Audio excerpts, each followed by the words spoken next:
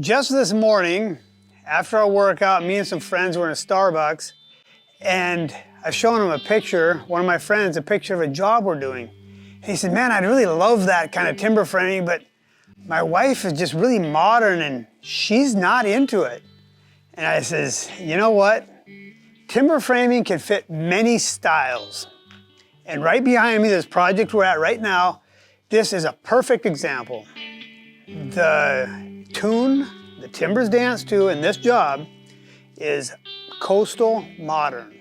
And you can see that, the timbers themselves, kind of a semi-transparent, it's gray. And you look at this base, this is really a unique idea. This is metal. And it's a nice, you can see that metallic, that shiny metal. So the big takeaway, timber framing can fit a lot of different styles.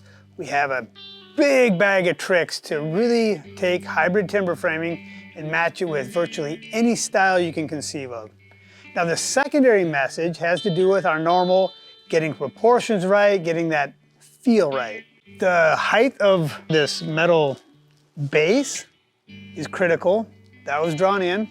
And then this entry is rather tall. So what do you do to mitigate that? The double posts help. They really give some visual massing. And one thing that you don't really notice here, but the roof staggers and the tails drop way down low.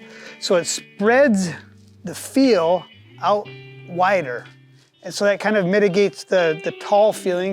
It just brings it back to that wholesome human scale. And now we're gonna take you inside and show you even more modern trusses and the spacing. So come on in. Okay, so here we are in the interior, and we have 4 modern timber trusses. And what I really want to call your attention to is this spacing. This really is, it was a hang up for me in my early years, and it's really something that is critical.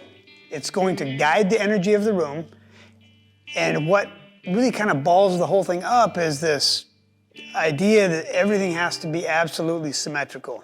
So if you were in this living room and you wanted to really make this feel right, you have to throw away any idea of this total length divided by X will give you X amount of trusses.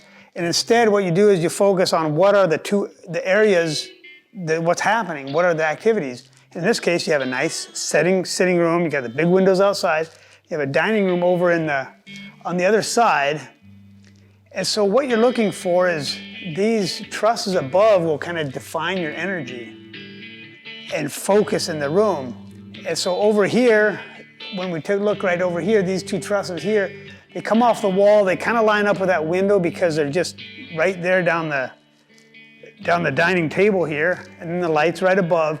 And so these 2 trusses is not perfectly aligned with where the table is, but it's enough to where they center energy and attention right here. Then you look at the other side of the room, and what do you do here? And this is an example of a compromise between being symmetrical and getting the energy where you want it. If we were only focused on the energy, and you were the sort of person that got real playful, you might take this truss right here and move it in closer, so you had 2, then kind of an odd space, and then a bigger space, and this one pulled further off the wall, and that would be perfect for directing energy. But this still has some form of symmetry, and it still kind of puts the energy where it's supposed to go.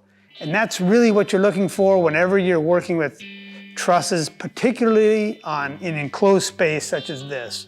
Okay, so the big takeaway here is if you're working with confined space like this, throw away your tape, throw away your calculator, and work with the space, just looking at energy, what kind of feels right. And then if you want to, you can bring your tape back out and your calculator back out and get kind of some symmetry based off where you want the energy to flow and kind of the main focus and influence of the location of the trusses and how many you want. And it's always really fun to come back and see how things turned out. And Jason and Kathy were generous enough to do this. Thank you, Jason and Kathy. And they're going to tell you in their own words kind of some of their experience getting from point A to point B, which changes to point D, C, D, F, G, all the way to Z, whenever you get involved with building and decisions. I just remember many years Jason talking about building this house and like his vision for it, and he'd always like have bits and pieces of what he wanted to do. And so I feel like as it like came to be and like actually happened, it's stunning. I mean, I had no idea. Well, I think it was the coastal modern was kind of your idea. But how you took that with the whole like timber framing, Yeah. and put that together. With the help of Aero. With the help of Aero. For sure. Yeah. You know, working with Aero Timber over the years with Cascade West, you know, we'd worked with many different houses. So it was great to take my ideas and work with them and just watch what Bert could do. I mean, it was amazing. Yeah. It's been really a fun adventure, and the creativity coming together with the vision and the dream, like kind of standing back, like watching from the sidelines. Like he gives me credit. There's no credit here. It's like no credit here. I just like, wow. But just, I keep telling my friends, they come in and they're just like, I can't say anything. They're just quiet. They're like, and I'm like, this is an artist creating his art, like an art piece coming out of the artist. Like you get to create for other people, but then when you're creating for yourself, it's just a whole other level. So I was like in awe of Jason's dream coming to be and like building this home to fill with people. Yeah. And I think as far as the design process working with Aero Timber, some of the advantages that I seen was just going through the design and getting the 3D modeling, getting to see spaces that you wouldn't normally do. So that was an advantage to that. So walk me through again. I don't remember exactly how you guys came up with this design.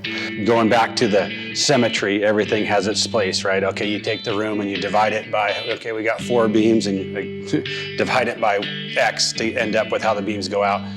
And I was struggling with trying to line beams up, getting things to work, and it wasn't working. Nothing was lining up the way I wanted it to. So I called Bert back out, and he came out and we started laying 2x6s on the floor, and he's like, you know, talked about explaining to me, it doesn't matter. Let's throw all those ideas out the window and do what feels right. So we started laying 2x6s on the floor, and I just started to feel it. And it was like, okay, this works. Yeah. And it was really exciting to see what can happen. I remember many late night hours of you just sitting in front of your computer or like a sketch pad, just drawing and being like, what about this? What about this? What if I add this? And I'm just like, yeah, yep. That all sounds so good. But again, to like see it actually like finished, well done. Thanks for watching. Hit the subscribe button, give a thumbs up. It helps us produce more and more content so we all move forward together.